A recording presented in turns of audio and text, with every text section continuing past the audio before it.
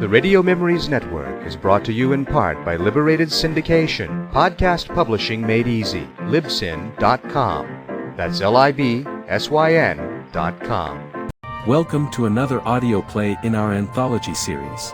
We hope you are enjoying these great plays and actors. Help us spread the word by telling your friends and family about our shows. Are you ready for another episode? All that is needed is a comfortable chair or couch with your eyes closed. Now, you are ready for this week's Theater of the Mind episode. The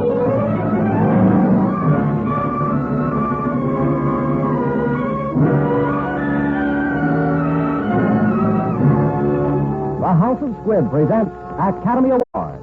Tonight, Cary Grant and Todd in Suspicion.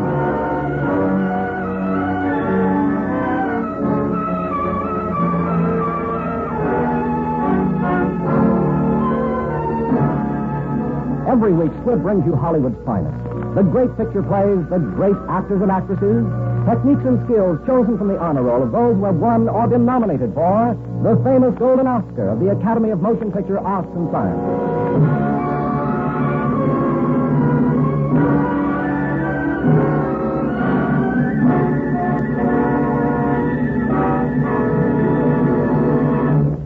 And now, Academy Awards.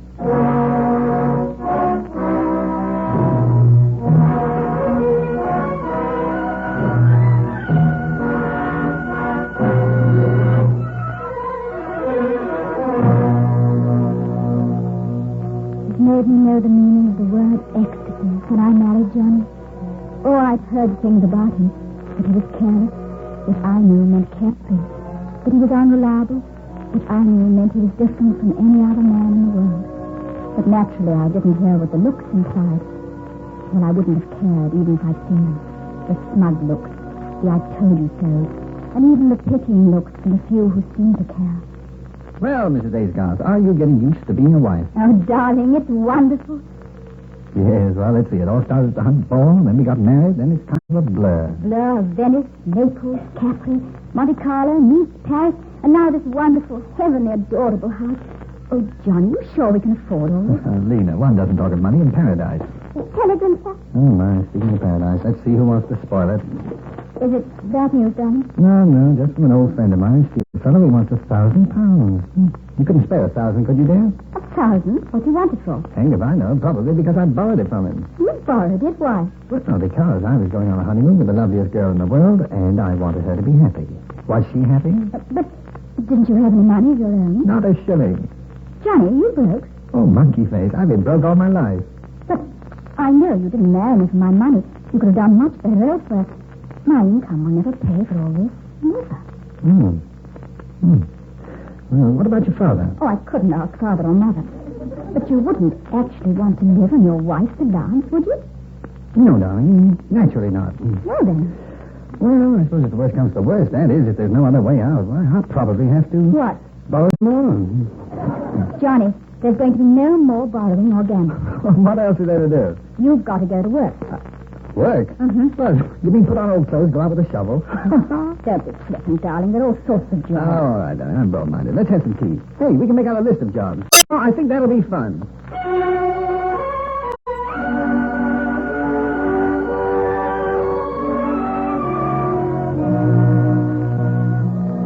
It meant so much to me that Johnny took a position. I think you would understand.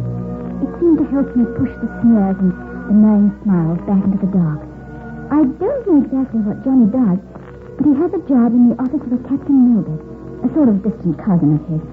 I was at home waiting for Johnny when a stranger called. I said, you must be old Johnny's wife. Yes, I am. Didn't he tell you about me? I'm Beaky. Beaky? Oh, you're Beaky? That's what they called me in school. Beaky Thwaite. Oh, I've heard so much about you. And Johnny told me about you, too. Ran into him at the Newbury races last week. The races? Oh, put my foot in it as usual there. Didn't he tell you? Johnny has a job. He couldn't have been at the races. Besides, he stopped eating. Oh, he has he? Oh, not Johnny. Great lad, eh, what? Well, you mustn't mind him cutting out. That's what makes him Johnny. Besides, he thinks you're a topper. Oh, yes, he does. I think so, too. Say what? Won't you sit down, Mr. Thwaite? I don't see why not. Is anything wrong? Well, There were 2 Queen Anne chairs here this morning before I went out. They've disappeared, have they? Apparently. Were they expensive? Yes, very. Museum people. Oh, what's the matter? Oh, Johnny, he'll be the death of me yet. Don't you understand? No, I don't. I'll give you 20 to 1. Johnny sold them. Sold them? What for? What for? For money, of course. Chap's got to pay his racing bets, hasn't he? And Johnny lost the packet in Newbury. I don't believe you. Oh, put my foot in it again, have I? My dear girl, what's your name? Lena. My dear Lena, you simply haven't got acquainted with old Johnny. Why, at school there wasn't one chap who's spending money Johnny purloined who didn't forgive him in the end. Why, you'll forgive him anything when you know him better.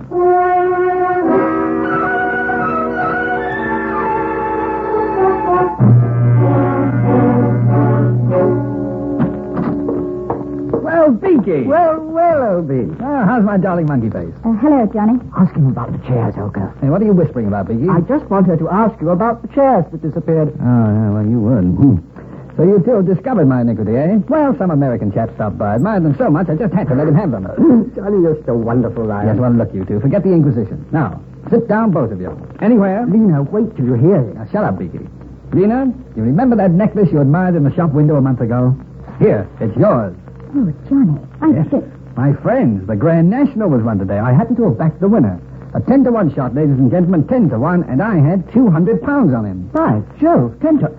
Why, that's 2,000 pounds. Oh, that's amazing, Beaky. Hey, monkey face, you're not smiling. Come on, smile. Where did you get the 200 pounds? Oh, now really, I say, what a question. Darling, where did you get it? Oh, well, you know very well there was no American. I got it for the chairs, of course. You sold the to gamble all your money on a horse? Not exactly. You see, I owed some money to the bookie. Johnny's such a lad. Now, darling, be practical. Come on, give us a smile. Yes, come along, old girl. Johnny, you tickle her chin while I make faces. Think that'll work? Yes, now, more tickle. Okay. Any results yet, Beaky? Not yet, old bean. Wait, I'll make a sound like an owl. Yeah, let's try that. Always gets them.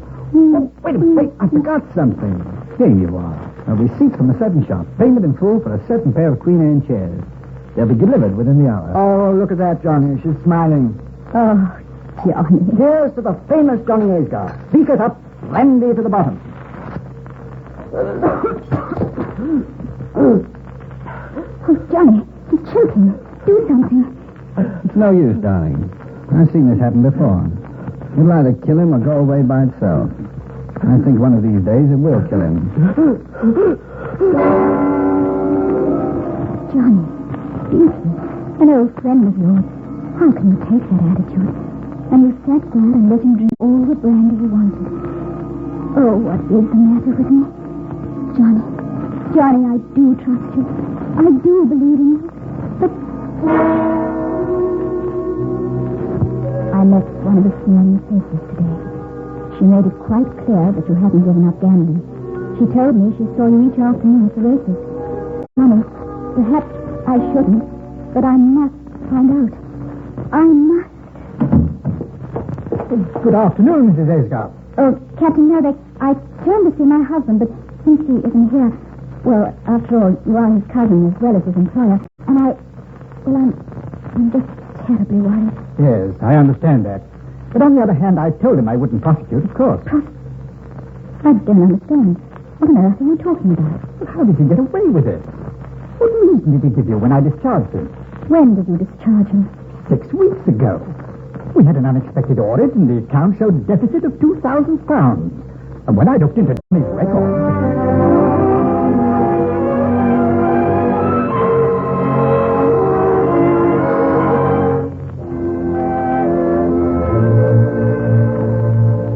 Here, look at the photograph of the cliffs, Beaky. We could put the hotel up here. Perfect. Then the little houses could go down on the beach there. Hello, you two. What's going on? Oh, hello, Monkey Face. Sit down, darling. Beaky and I are organizing a real estate company. We're going to buy up this beautiful piece of land right by the sea. Well, have you found somebody to put up the money? Oh, yes. Oh, Me, old girl.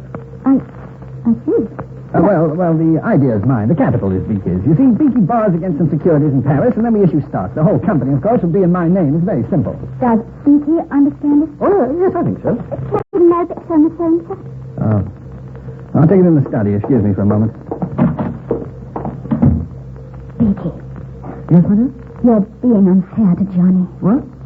Oh, hey, now that's a hot one. Why, he's president of the whole new thing. He gets a salary. He can write checks. That's just what I mean. Well, what's wrong about that?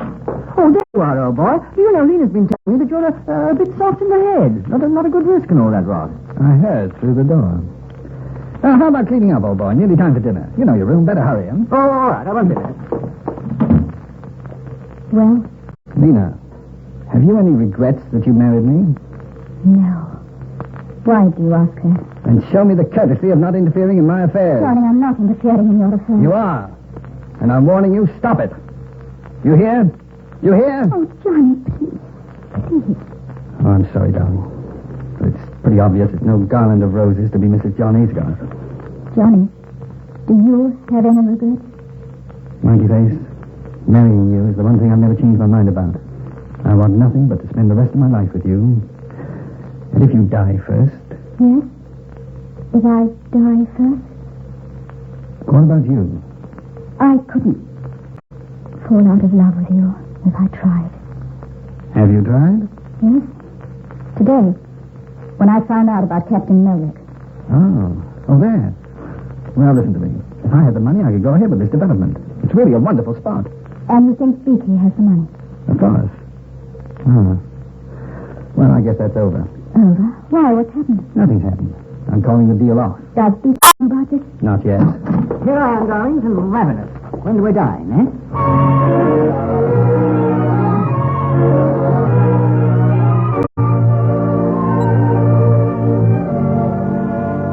Personally, old Bean, I can't see anything wrong with the scheme. If you say it's no use going ahead with it, well, then let's go ahead. Well, Beaky, I'm not going to take the responsibility of calling the whole thing off without proving to you the scheme's no good. Now, you'll have to go up there to the cliffs tomorrow and take a look. Well, old Bean, if you say it's no good, that satisfies me. It should satisfy him. Why does Johnny insist? However, I would have liked What's in his mind? He's desperate for money. If he would sell the chair and burgle from Captain Melvick, would he stop it? No, that's preposterous. Yet he said, if I were to die... I say, Johnny, I really don't want to go up there in the morning. It'll be nasty and cold. Nasty, cold, foggy. Cliffs are high and treacherous. Beaky is no match for Johnny. Earlier the better. There won't be so much traffic on the road. Near the cliffs, we'll be alone. Nobody to watch. Beaky will get out of the car, then Johnny. They'll walk near the edge of the cliff. Beaky will peer over. Too near. And suddenly he will go over. I say, getting up for me is murder, old chap. Murder. Murder. No. I say, I do believe she's fainted, old Bean. No, whatever do you suppose could be wrong?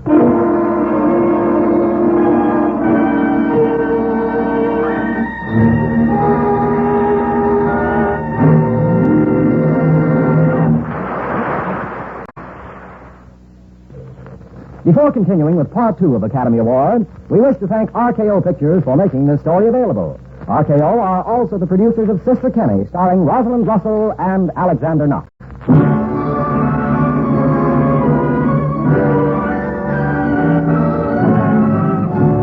And now the House of Squib presents Part 2 of Academy Award, starring Cary Grant and Ann Todd in Suspicion.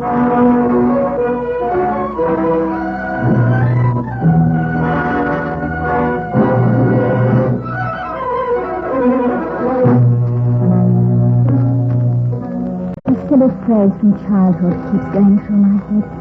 Gruesome shapes and things horrid. Why can't I get Johnny out of my mind? Not the laughing, easy-going Johnny I know, but a sinister Johnny.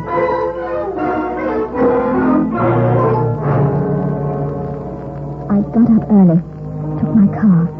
I drove out to the cliff and found the tire marks of Johnny's car. They led right up to the edge of the cliff.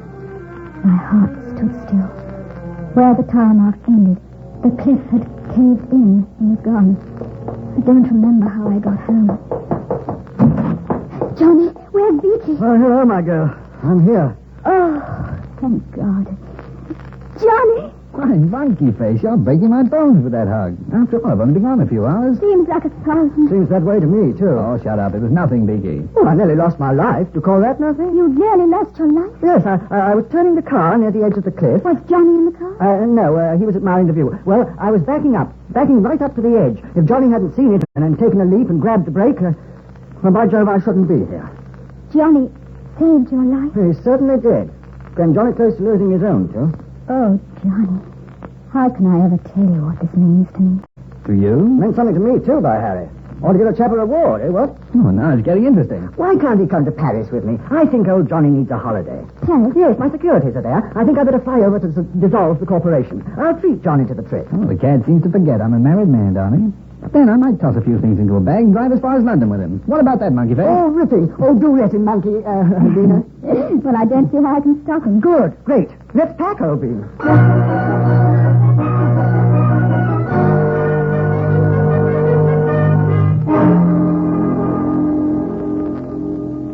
Mrs. Ayscombe? Yes? I'm Hodgson, Inspector of the County Police. I understand your husband is not in, madam. No, he's out in London for a few days. I believe you know a Mr. Thwaite. Why, of course, he's a very good friend of my husband. Well, Mrs. Asgoth, Mr. Thwaite is dead. Dead? Died in Paris. This is such a shock. You see, we knew him.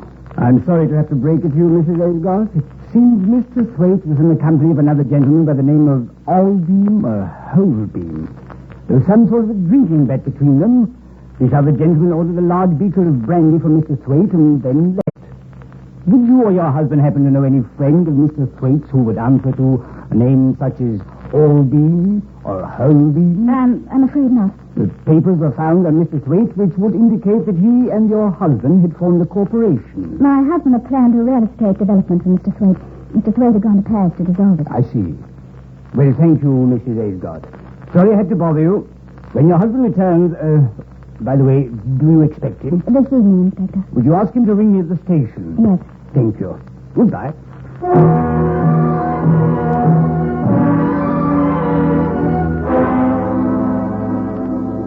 Hello? Hogarth Club, London. Oh, may I speak to Mr. Aysgarth, please? Yes. Oh, when do you expect him? He left yesterday. Thank you. Oh, it's you. Yes. So you've heard about Biggie? Yes. Dead. Johnny, the inspector wants you to phone him. Captain Meldick phoning, sir. Oh, yeah? Now tell him I got his note. Tell him I'll take care of the matter within 2 weeks, as he requests. Yes, sir. The matter? The debt, Monkey Face. He wants his money. And you can get it in 2 weeks. I'm trying. Now, suppose we call it a day. But, Johnny, you have to call the inspector. Let's call it a day, darling. I'm tired. Dead tired.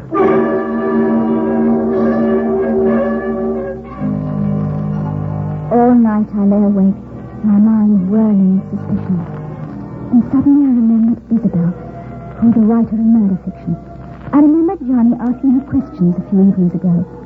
Unusual questions. Had he followed up those questions? Why did Johnny want to know so much about murder and the ways of committing murder?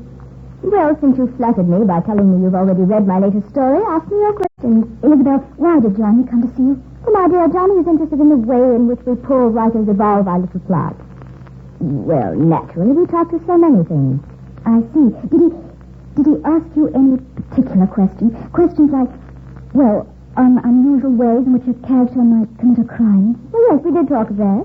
You know, Johnny, you can't resist him. He makes you want to tell all your trade secrets. I see. Oh, I remember now. Johnny was simply fascinated by one of my pet theories. An untraceable poison. Oh, was he? Has Johnny been having nightmares? Talking in his sleep, might he? Yes, Isabel. That's it. Nightmares.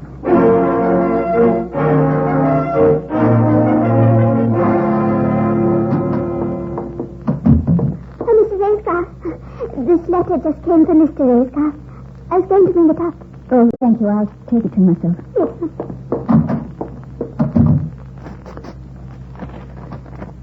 Derwentshire Insurance Company in Manchester, replying to your inquiry regarding a loan of £2,000 against policy 167895. Regret loan cannot be made.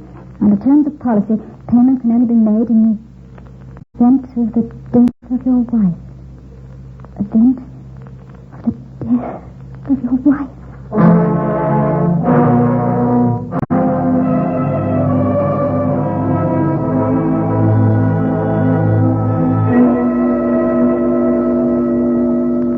Johnny? Yes, Monkey Face?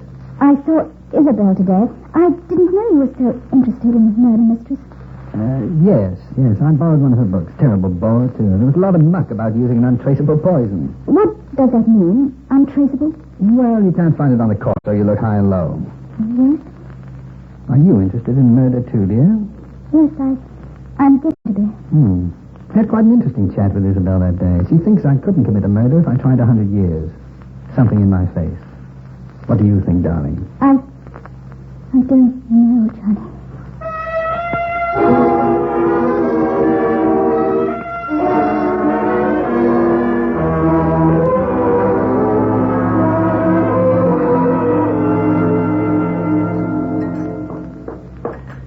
Johnny, have you finished breakfast? Yes. Oh, are you speaking to me this morning? I'm sorry, Johnny. I don't know what got into me last night. I must be developing nerves. Oh, I don't mind being asked to sleep in my dressing room, even when my wife locks the door between. Some husbands might, but not me. Oh, really, Johnny? I'm just run down. I think I'd better go down to Mother's for a few days. She asked you? Why, yes, she called this morning. Must have been very early. I didn't hear it. Very well. I'll drive you. Oh, you needn't drive me. I can take the... I prefer to drive you.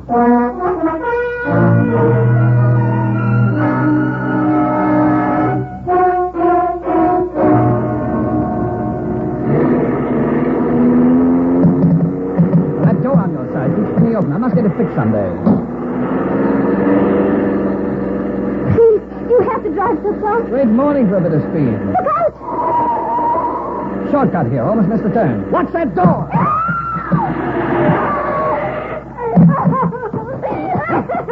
Peter, come back here, you crazy fool. Where are you going? Peter. Peter, what's got into you? Let me go, Johnny. Let me go, please. Oh, stop it, you little fool. Stop it. Now listen to me. How much do you think a man can bear? You turn me out of your room. You go running away to your mother's, and now you cringe as though you hate me. You're my wife, Lena. I thought... You almost us both back there in the car because you had to pull away when I reached out to save you. Well, you won't have to put up with me anymore. Johnny. Where are you going, Johnny? First, I'm driving you on to your mother's. And then what? You needn't worry. I'll never bother you again.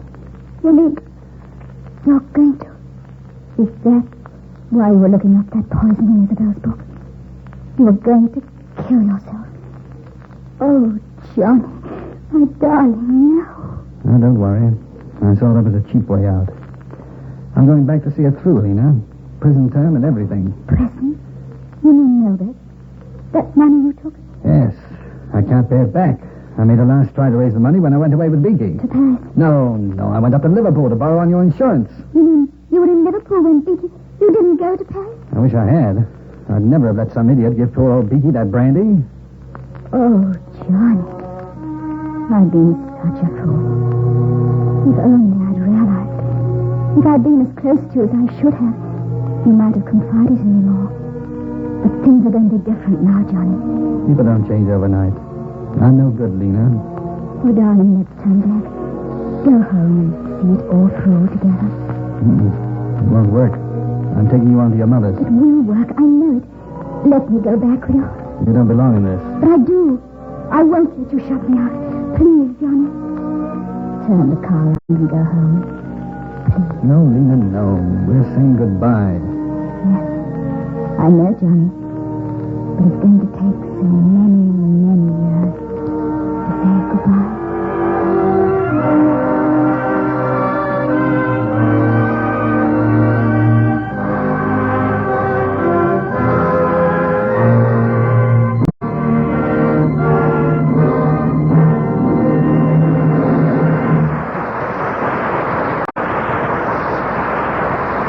Every time you see and hear your favorite picture star, enjoy that something extra that only the best can bring. For generations, people have felt that way about the House of Squib. They expect more from any Squib product, and they get more. There's a plus in Squib Dental Cream, for example, that millions are enjoying every day.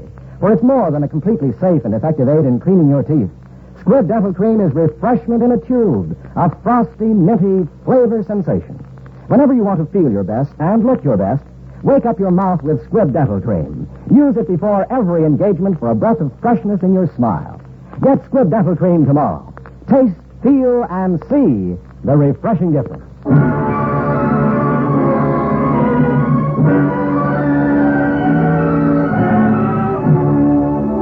Next Wednesday, another great picture. The House of Squib will present Academy Award starring Olivia de Havilland in Cheers for Miss Bishop. Today's performance of Suspicion was written for radio by Frank Wilson with an original musical score composed and conducted by Lee Stevens. Our producer-director is Dee Engelbach. Cary Grant may currently be seen in RKO's Alfred Hitchcock production, Notorious. And Todd appears through the courtesy of David O. Selznick and may soon be seen in the Selznick production, The Paradigm Case. Nigel Bruce was unable to appear tonight because of illness. The part of Beaky on tonight's performance was played by Carl Harbert. This is Hugh Brundage bidding you good night until next Wednesday at the same time when you're invited to listen again to Academy Award, presented by the House of Squib, a name you can trust. This is CBS, the Columbia Broadcasting System.